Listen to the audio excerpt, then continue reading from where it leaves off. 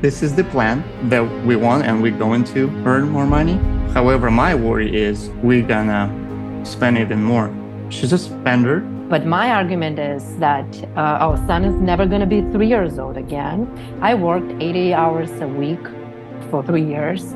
I have this kind of, I'm stealing from my future myself, because I have this contract that I signed, and I'm going to start summer that it will increase my salary 3 or 4 times.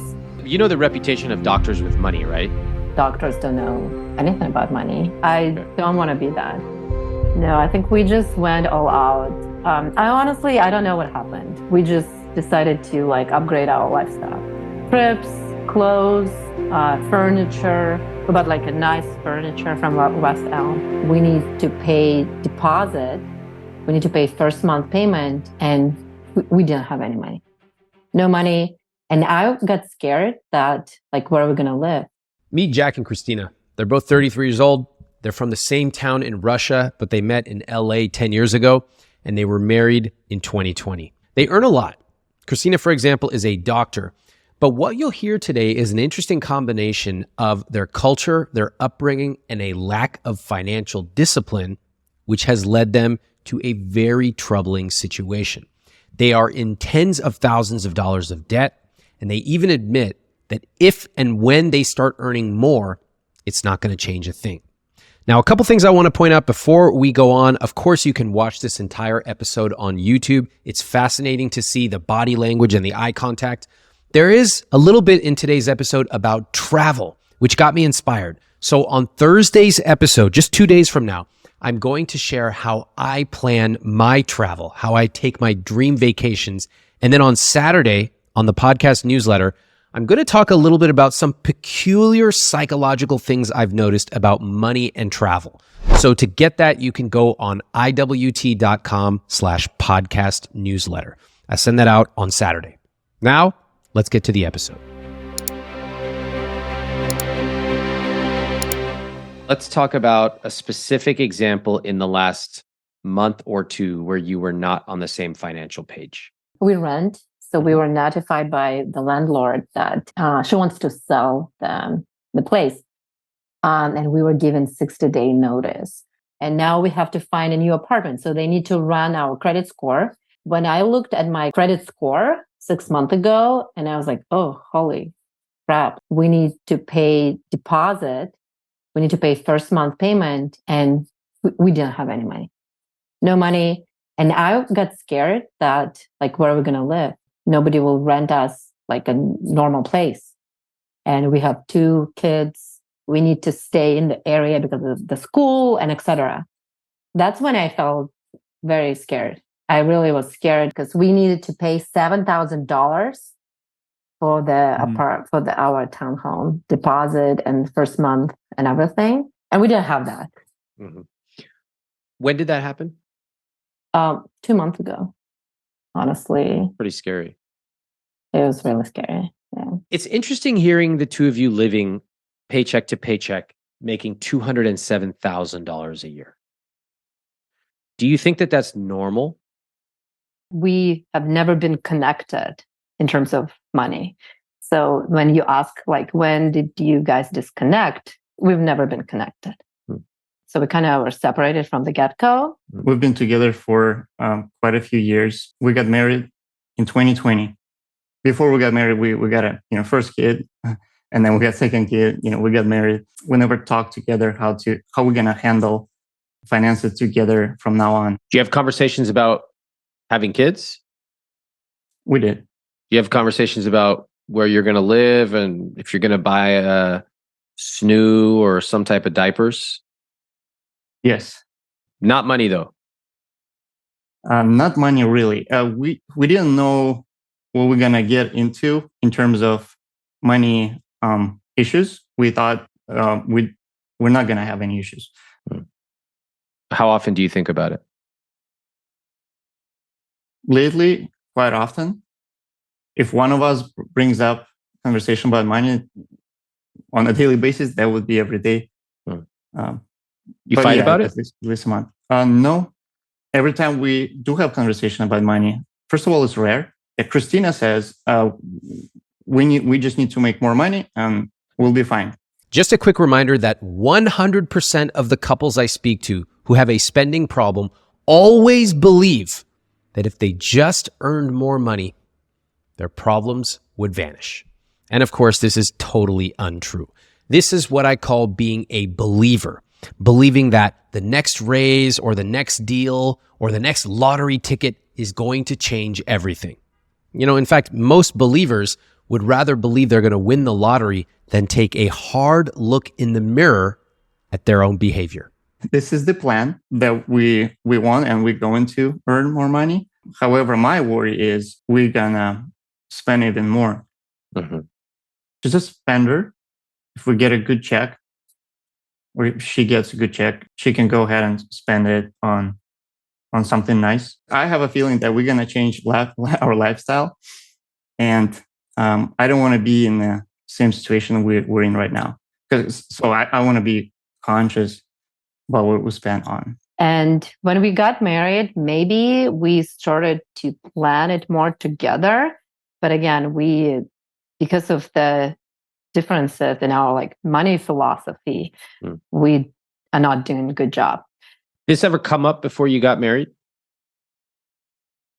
For example, hey, I've noticed that you blank, blank, blank, and it makes me feel blank, blank, blank. Coming from her? Or you? No. I knew he was worried about money, but I think I didn't realize how much he was worried about money. Up until we were married legally, I did not feel comfortable to ask for money. I'd anything to do with money. Once we were legally married, then I kind of became more comfortable. But wait, and that was exactly when the debt started. Correct. We got married debt-free, as far as I remember. Really? Yeah. You got married only 3 years ago. Yeah. So all the debt accumulated within the last 3 years. So what happened in 3 years? The credit card debt is huge. We don't have money to pay more than minimum pay, and the minimum pay equals the APR. Yeah. So we don't move anywhere, And that got you worried. Yeah.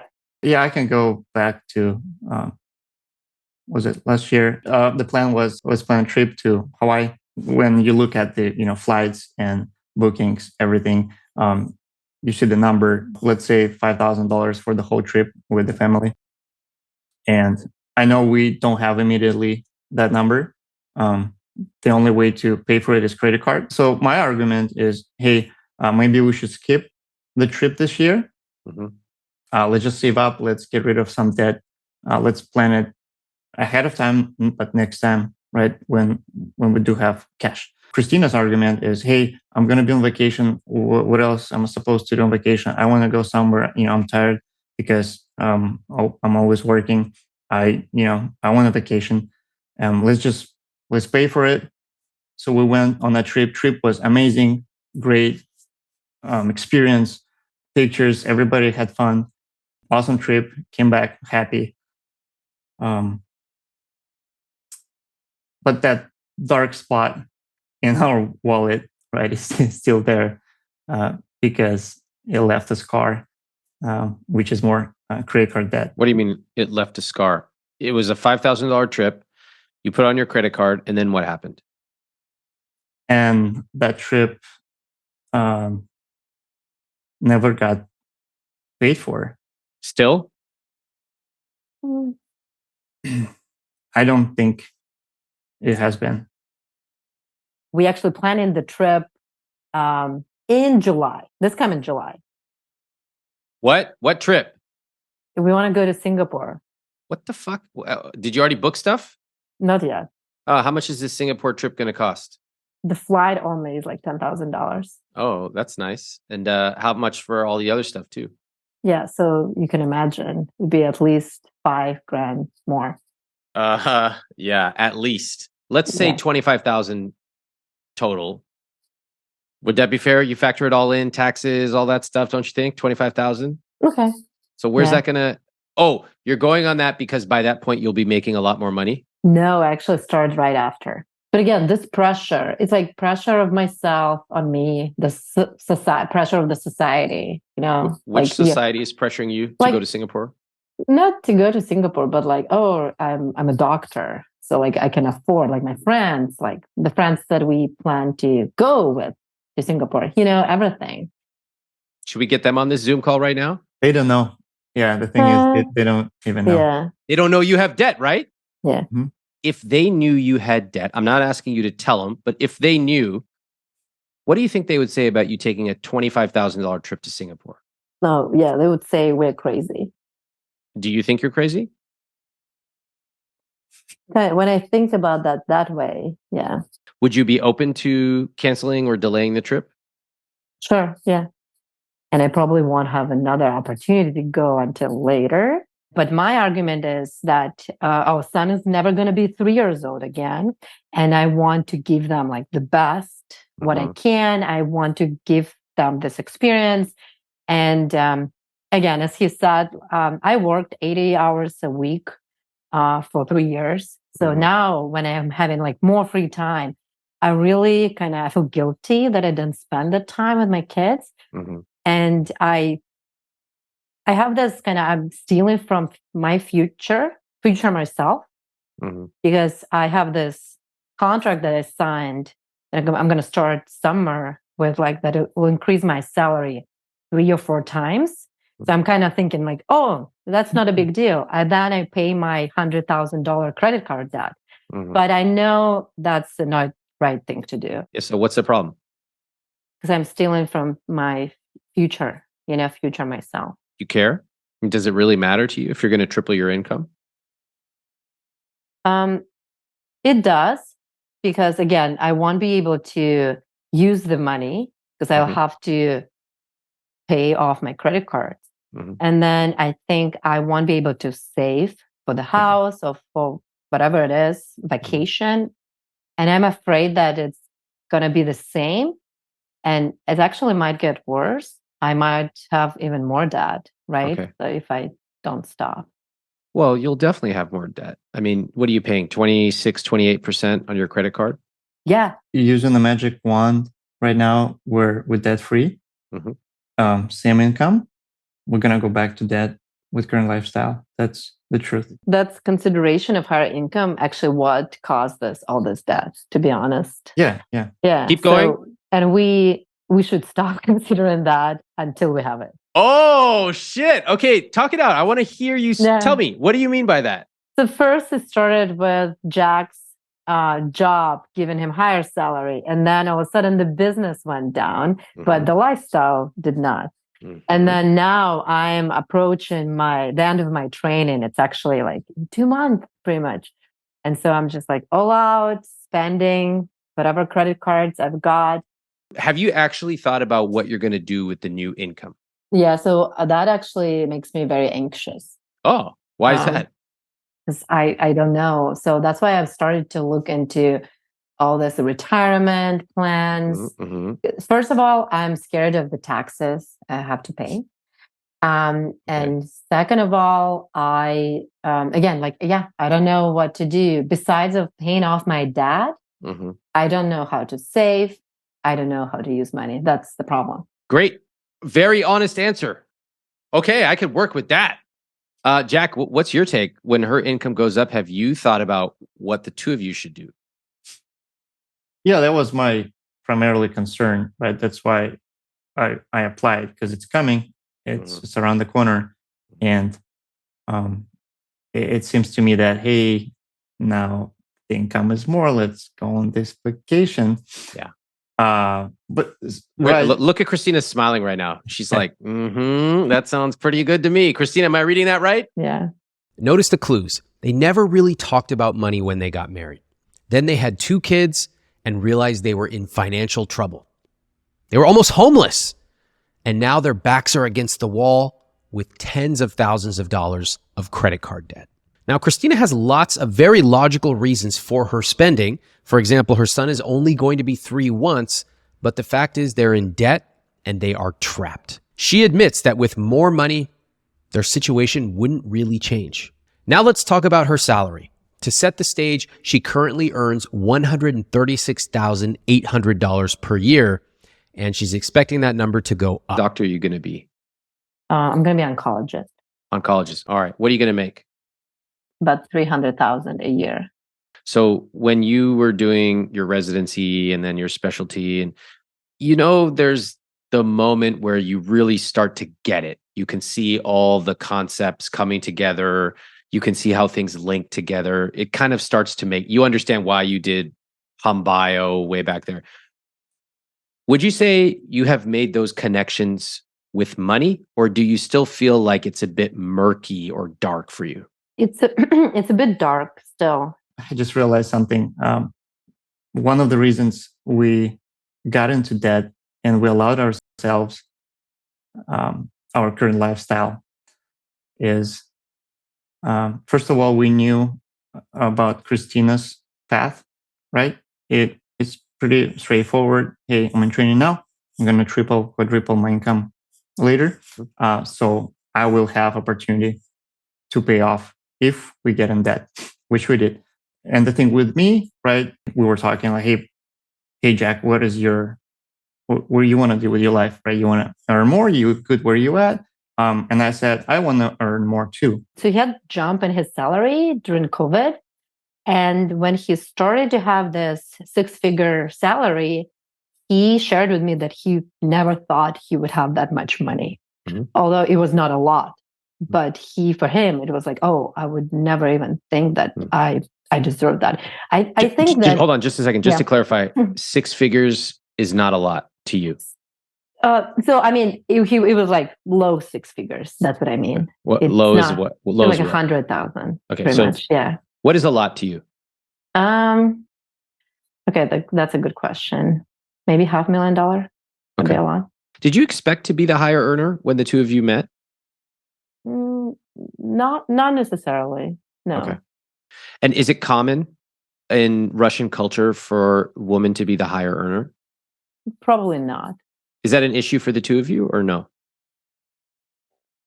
No, not. I don't think that's an issue for me. Jack? On the surface, I don't think it's an issue. Just growing up, right, in our culture, men would be always a breadwinner. At least in my family, that's how it went. I've had conversation with my dad when we talked about my current income, my future income, and he did mention that, hey, you're supposed to earn more no matter what because you're the man. You're supposed to provide for your family. That's this kind of thinking I grew up with. How did you receive that when he told you that?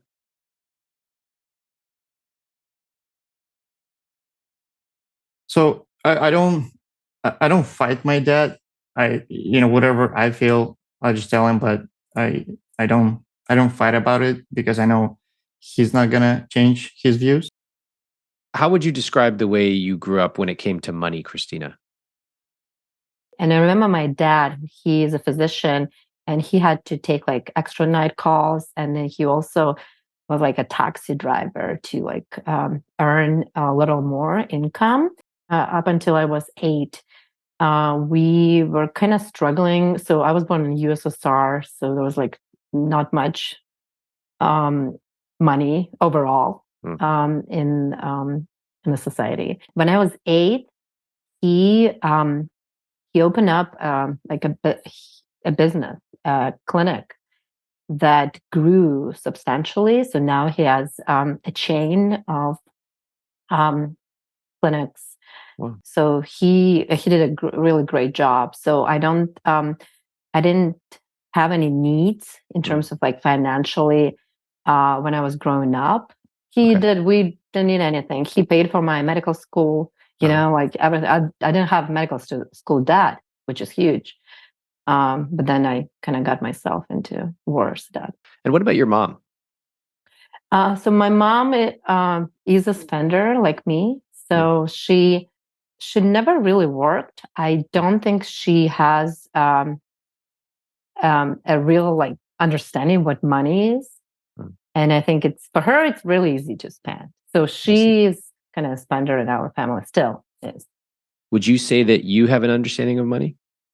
I don't think so, but I at least I am curious about it now and I want to learn. So I think that's a first step. First of all, you guys really have to stop using low six figures and mid six figures. None of you know what you're talking about, and you always use it incorrectly. Have you ever noticed people totally use these phrases and they always twist it to their advantage? You have some 23-year-old banker living in Murray Hill. He's out. He's trying to hit on people. He goes, yeah, I make mid six figures. He makes $149,000 a year. And then you have some wealthy person. You ask him, are you wealthy? They go, me? Little old me? I'm no Jeff Bezos. I only make six figures. I'm working class. Turns out they make $979,000 a year.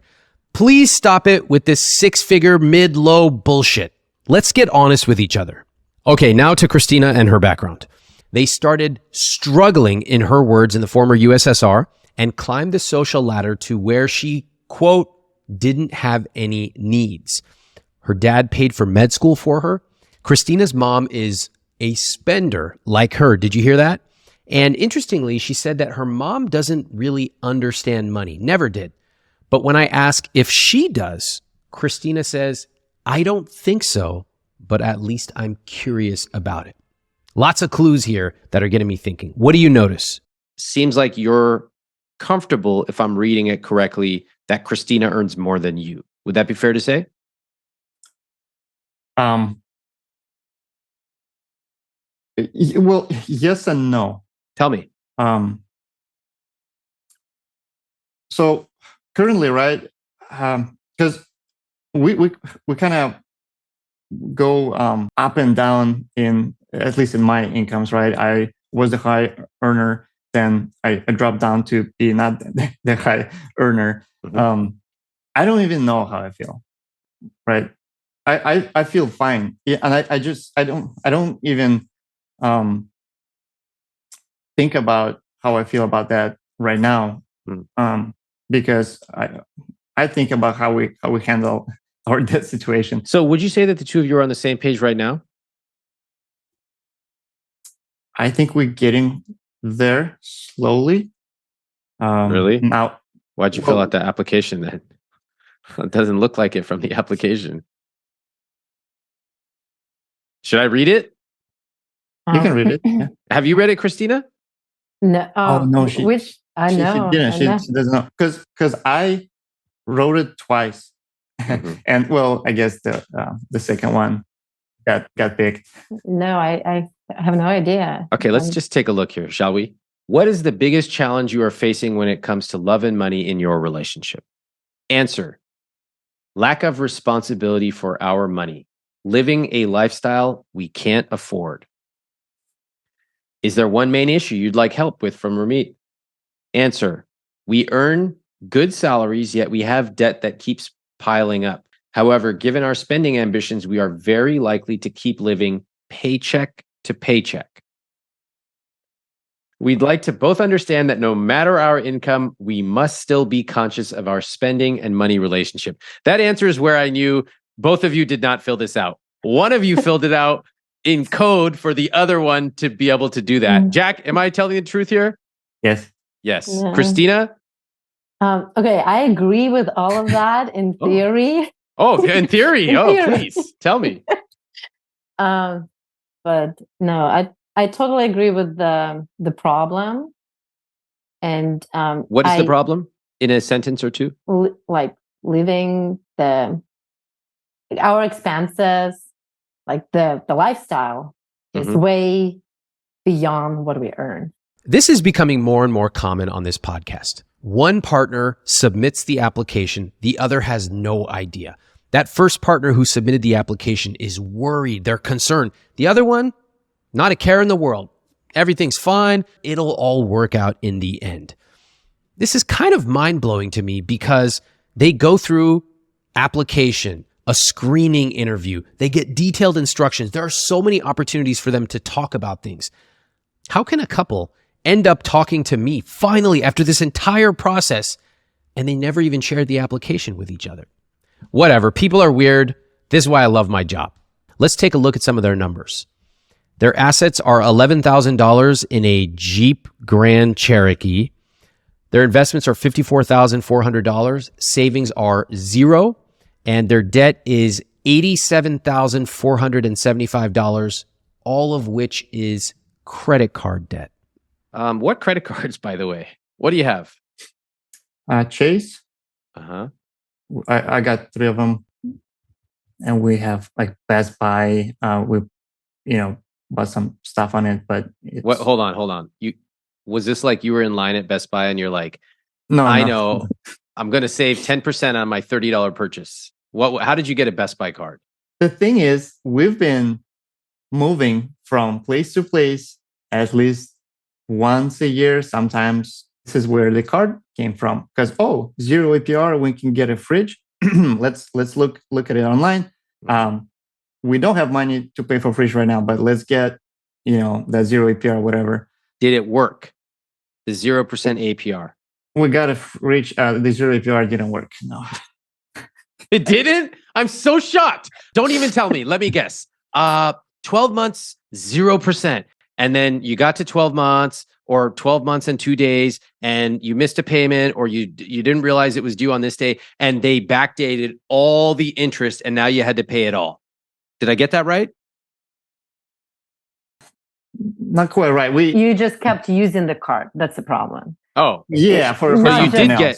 So you did get 0% APR for a year. For a while, yeah. And then you just kept using it. We're Correct. over it And now. so it was not just the fridge, cost of the fridge. Uh-huh. So And how much debt is on that Best Buy card now? I think it's like maxed out probably. No, Best Buy is fine. Hold on. I think I have it. Jack wants to set the record straight. Hey, Ramit, don't rag on my Jeep and my Best Buy card. Go ahead, tell me, Jack. 2,500. Okay, so not bad. Yeah, but the Home Depot one, it was spent it. Don't ask why we have Home Depot. So it was the same. Well, No, it's the Home same- Depot, I paid crap. it off. So that one worked. So there you go. What else do you have? Paid off. Best Buy, Home Depot, what else? I have Capital One, Citibank. I have 2 Chase credit cards. Yeah, I have like 7. Why? I don't know. No, I have you know. idea. You know why. Tell me why. Again, it's the same story. So we went to Hawaii vacation to get with a 0% APR for 12 months that we never paid it off. And then Jack went to Florida to visit his friend. That's why we got Alaska card. So we get miles. How much is on that Alaska card now? Please tell me 0. No, it's actually $12,500 and it's pretty much maxed out. So I think the credit limit is like 14,000. Yeah. So you're paying almost as much in debt payments as you are for rent. And this is like what? The minimum? This is only the minimum, literally. Oh, wow. You know, with the minimum, you're basically going to be paying this for like 25 plus years. Yeah, that's what they send me. Yeah, 30 years. Recently, I forgot and I got like the fine and like another fee of like $60. Mm-hmm. And I was like, always like, oh, I should call them. And I never did call because I think I feel embarrassed. That's the reason I didn't call. You feel embarrassed to call Bank of America, but you're on this podcast. I know. You know how you hear stories about people opening up credit card after credit card, jumping from 0% gimmick to another gimmick, and you go, ha, that's so crazy. There's no way that's true. It's just something people talk about. Nope. Here we have a chance to meet people who actually do exactly that. I have a real problem with people who write me asking if they should open up the 0% balance transfer thing that they can get for 12 months because why do they have to pay interest? It turns out that people who ask those questions are almost always looking for a gimmick, a hack, a shortcut to avoid doing the one thing they need to do. If you have credit card debt, the single thing you need to do is to set up an automatic payment plan so that you are paying off your credit card every single month. And if you set that up, that means you will naturally be controlling your expenses. But most people don't want to do that. They want to jump on any particular gimmick they can find instead of the single thing that actually works. Stop it with these gimmicks. Spending $50,000 so you can make 10 cents in free Marriott points. Jumping around from one 0% balance transfer to another. promising yourself that you will magically change in the future when you're not even willing to change today. Get real, take control of your money, and do it the real way. That is the only way to start living a rich life. Total net worth is how much? We're negative 22,000. How do you feel about that number? I feel like that's not good. I feel like that needs to change in the opposite direction. Christina, how do you feel about that number? I was actually pretty happy when we filled it out because I thought we were going to be like 100,000 in credit card debt, but then I forgot about my retirement account. So that's what kind of... Is it that you are surrounded with other like physicians who have tons of debt, so it's normalized to you?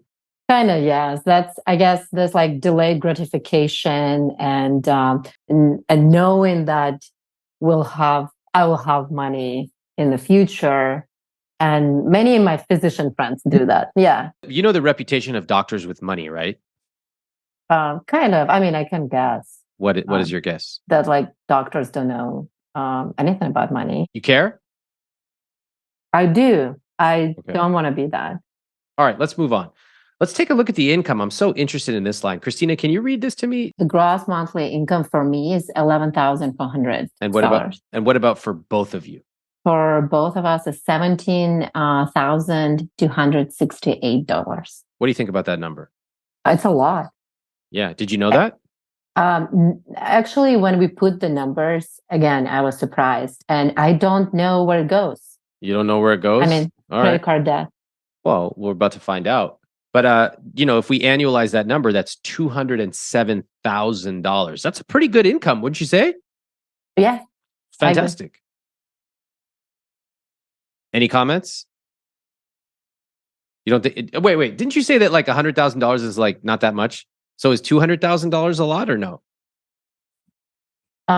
It is. I mean, it's definitely enough, especially if we didn't have debt. How much were you making when you got married? Probably around the same, right? So it was around the same because Jack was earning more, but I was earning less. Was it enough for you then?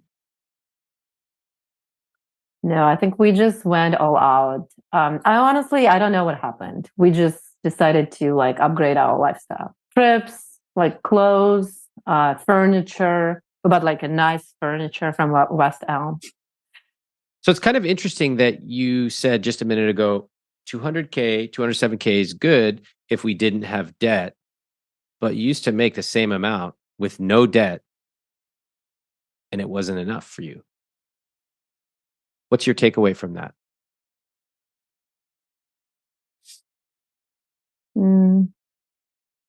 I mean, we definitely increased our spending.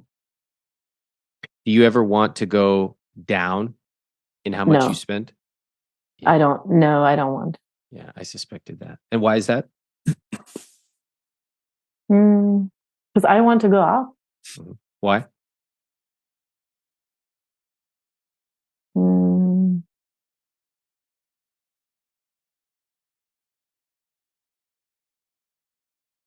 Like I always believe like in growth and like going up, not going down. And up means like in anything, right? So like lifestyle wise, money wise, the earning potential. What is the word? Up to you means what?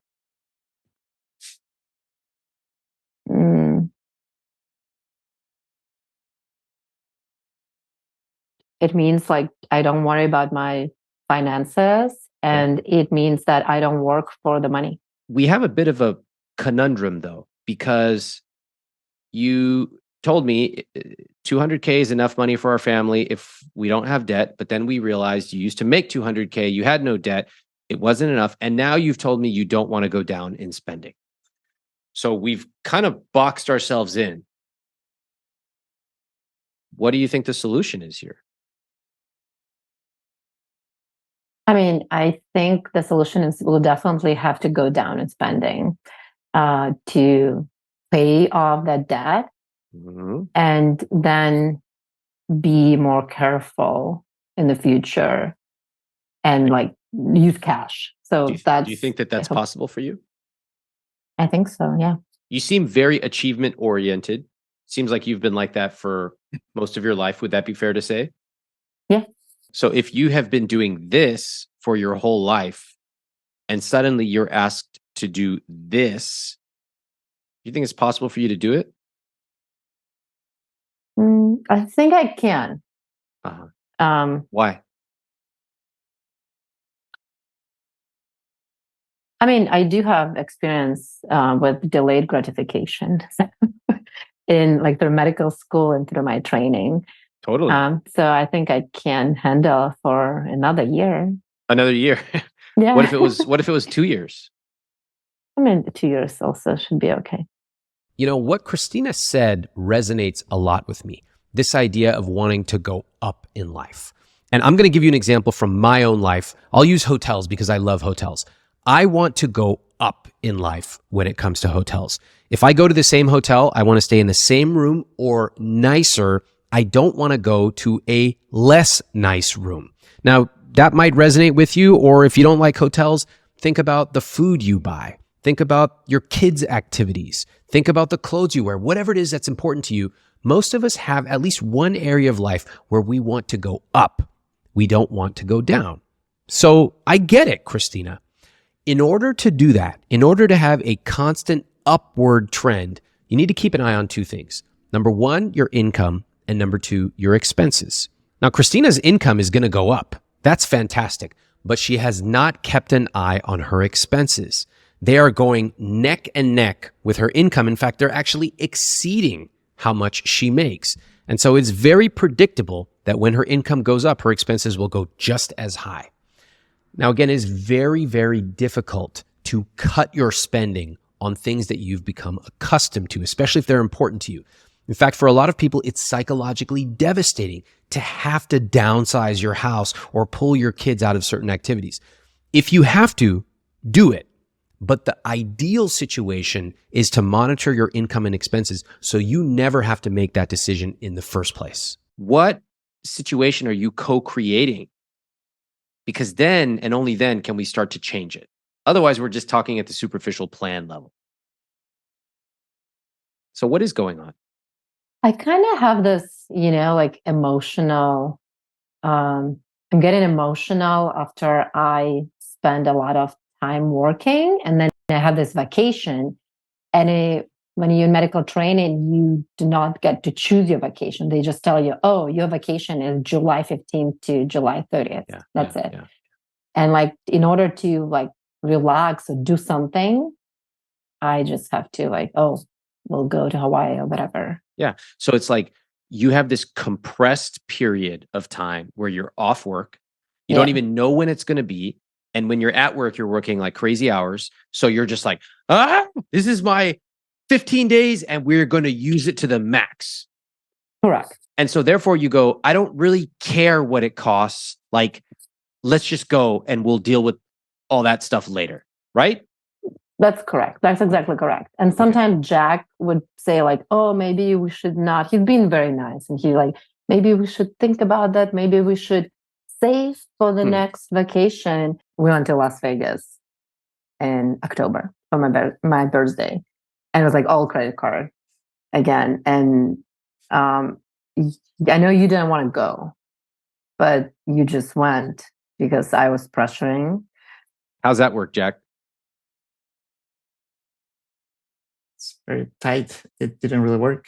Yeah. And yet, like, considering you've tried that, like, what, 25 times? Has it ever worked? No, because something else comes up. She's very convincing. Neither of you really took it seriously either. Because dynamics win, not a plan.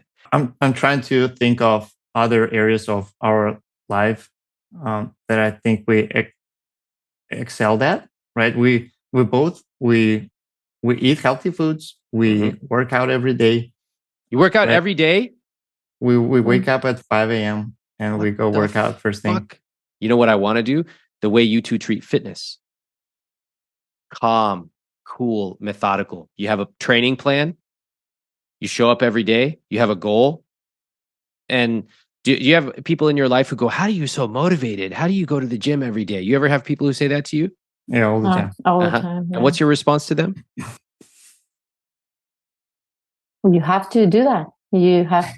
That's what people always ask me, like, how do you do with the kids and working out? And you just basically choose to do that. Wow, And you don't have another choice. that's so interesting. And Jack, what about you?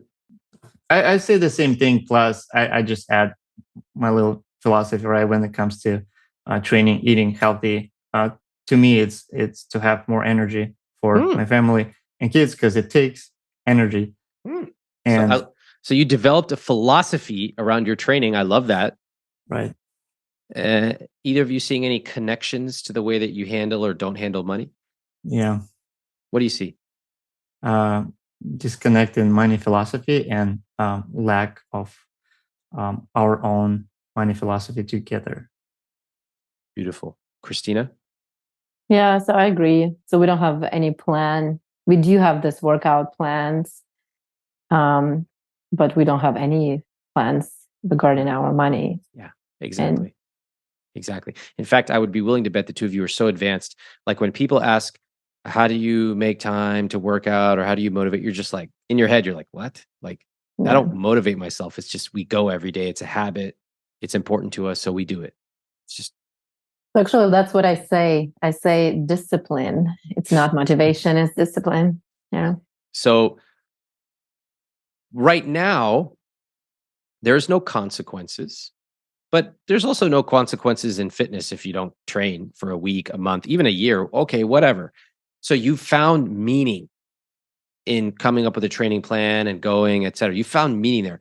I don't think you've found meaning with your spending. Would you agree with that?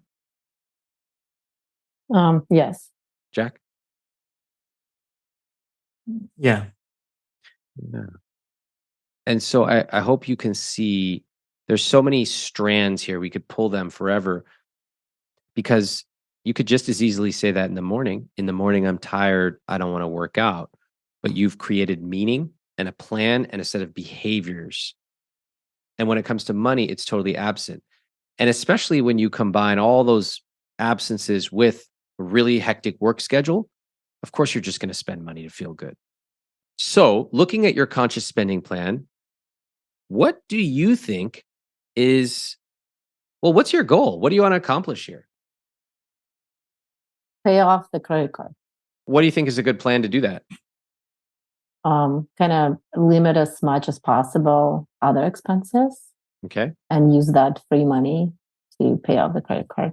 So what would be an example? So our son will start public school in summer. So we can use that $1,000 to pay. My work also will start giving me housing allowance in summer, $1,600 a month. Oh my gosh. So we can use that to pay. Let me make some notes here. So you're going to get $1,000 a month for housing? 1,600. 1,600. Wow, great. Okay. And how much are you going to be able to spend from your $1,345 towards debt?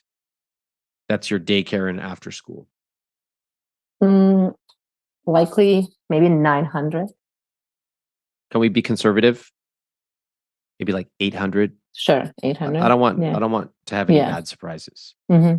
So that's $2,400 a month more towards your credit card. That's kind of amazing, don't you think? I read somewhere that you can spend extravagantly on the things you love. Oh my God. Right? This is like music to my ears. Keep going. And you cut mercilessly on the thing you don't care about. This is the greatest podcast conversation of all time. Okay. And so all that sounds really good. Where that's to what go you wrong? would do, right? That's what you would do. You asked what you would do. That's exactly what that's exactly what I want to do. Oh, so you want to do it, I want to do it. So who's missing from this equation? I'd like to hear we want to do it. Why don't you say that? Tell her. I mean, I want to do that. I agree. Sometimes the best thing I can do is to help people make a connection between money and something that they are already good at. What is it for you? Could be cooking, fitness, organizing your house, whatever it may be, think of all the work that you've put into getting good at that. Think of all the subtle behavioral tweaks that you make on a daily basis that keeps you on top of it. That's the same with money. A lot of us think that money is some mystical thing. You're either blessed and good at it or you're not. No. What I like to do is make that connection and show you just the same way you practice cooking for thousands of hours is the same way you can get good at money. You can take control of your money. You can use it to live a rich life. Now, if you listen to this podcast, this gives you an insight into how other people are doing it. If you want more specific help, get my book. It's in every library or any bookstore. And if you want to ask me questions and surround yourself with other people, get more hands-on help, go to iwt.com/money coaching. I do a live Q&A every single month. Now you're starting to really get into what the core cause of this is. For so long, you have been subsidized or been made consequence free. Think about it. You were very fortunate that your dad paid for medical school. Amazing. That's like awesome. You were doing okay on your own. You got into a little bit of debt, paid it off, fine. 3 years ago, what happened? The two of you combined your finances. Suddenly, it appeared that you had a lot of money. So, because of this compressed work schedule, small vacation, you were like, let's go. What's the phrase you two use? It starts with an A. All out. Let's go all out. Dinner. Fuck it. Trips. Book it. Right? And that debt starts accumulating. And you still kept going. $10,000, $20,000, $50,000, $87,000 of debt. Honestly, what's the problem? Jack's a little uncomfortable sometimes. Jack writes this application. Big deal. But then you almost got kicked out of your housing. And what was the one thing that saved you from getting kicked out of that housing? What was it? My dad. Yeah. Another check, another subsidy. So I don't mind that you have a dad who's really generous and he's able to, I don't mind that. All right. What I would like is for you to create your own subsidy. I would like for you two to create your own emergency fund. I would like for you two to create your own plan fund for Singapore trip before you go. And most of all, the way to do that is to create your own vision. Okay, that is the most important part. A vision would be something like, we never take a vacation unless we can pay for it in full. Okay, a policy would be, we are going to accelerate our debt by cutting back on X, Y, and Z and pay it off automatically every single month. Okay. Another philosophy would be, we're going to celebrate along the way, but we're going to do it more modestly because we want to live an even richer life in the future. How do those things strike you? I like that. I completely agree. Let's just look at this right now. So I have here your debt payoff plan. Now, is it actually true that you're paying $3,841 a month towards your credit cards? So it's gonna go down because again, it's like payment plans. So it's gonna go down, but I hopefully it will not go down because, I will remain it at that amount just to pay it faster. Okay. But it will go down. But the last 6 months, they were like this, $3,000. $3,841, right? About that. Okay. All right. That's quite aggressive. Great. And with your income, you can afford it. Okay. Right now, you're going to pay it off by January 2026. Okay. If you take it up to the number that you discussed, which is with your childcare and the housing allowance, I want to show you from January 2026, which is about 3 years. You can actually pay it off by October 2024. 1 year. What do you think about that? Oh, it's pretty fast. I would like to do that. That's like amazing. Jack, what do you think? Yeah, I think it's more than possible. Okay. All right. I think that part is really good. So what that shows you is yes, you have a lot of credit card debt, but you also have a high income and you have money starting to become more available from other places. That's fantastic. It's very possible, you're going to make what, 300 plus like $370,000 or something like that. Yeah, It's close to- extremely possible for you two to live check to check on that. It is extremely possible. I've met people on this podcast who do that. What a tragedy if that's the way you live your life. At $370,000 a year, you could be multi-millionaires. Easy. I'll tell you, like, truthfully, I want to pay this debt off fast. First, just for a sense of pride, but really because I'm like, we're young and we have an awesome life ahead of us. We have 2 kids. We love to travel. We love to have a good time. And so we've like created this thing that's just dragging us down, and we're going to be doing this for the rest of our lives. Fuck that. Let's get out of this, get rid of these things that are holding us back, and then we can start to do some awesome stuff. That's how I look at it. What do you guys think? Yeah, we need to grab this by the neck and really attack. Attack. Exactly. Yeah, I like it. I like it very much. And now for their follow-ups. First, Christina. Christina writes, the podcast was truly a life-changing experience with many insights. I was surprised how easy it was to talk with you about this very intimate topic. I consider my financial issues a weakness, and I do not want to be viewed as a weak person. Moreover, I think I hide behind more spending from the fact that I'm in debt just to make myself look better. I realized that I always referred to help from my parents as help from my dad. Probably that's the reason I never connected with Mike on the topic, since I've never observed that connection between my parents. I do understand mutual financial goals are essential and will take steps every day to build that connection. I admit I'm a spender and enjoy it. However, we plan to take care of the credit card debt ASAP before any trips. Lastly, we were truly surprised to find out how much guilt-free money we will have when we updated the CSP. We plan to invest a lot and save up for a Singapore trip that actually was canceled for July 2023. Jack said, being a guest on your podcast felt literally like being a guest at someone's house, warm and comfortable. I was actually surprised to see my wife and I so easily share our money struggles publicly, and I'm glad we did. Our talk together helped both of us realize that, like other aspects of life, we need to create rules and stick to them. We are now committed to having more money dates together to discuss our rich life and fine-tune it as necessary, at least 1 in 2 months. I was personally surprised to see my wife change her mind about the trip to Singapore and make a better decision together. And by the way, we are not going to Singapore this year. Instead, we are going to plan a smaller trip close to home in California with a couple of nights with the kids. I want to thank you, Christina and Jack.